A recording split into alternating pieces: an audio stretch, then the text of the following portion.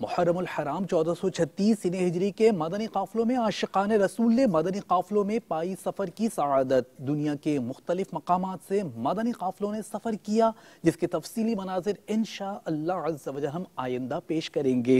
अभी देखिए आलमी मदनी मरकज़ फैज़ान मदीना बाबुल मदीना कराची पाकिस्तान से सफ़र करने वाले मदनी काफिलों के कुछ मनाजिर। आओ मदनी काफिले में हम करें मिलकर सफर।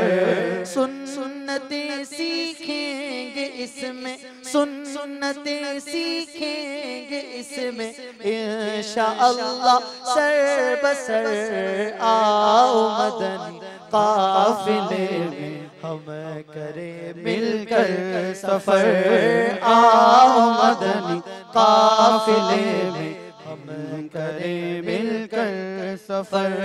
30-30 और 12-12 दिन के मदनी काफिले, 30-30 और 12-12 दिन के मदनी काफिले में सफर करते रहो जब भी तुम्हें मौका मिले।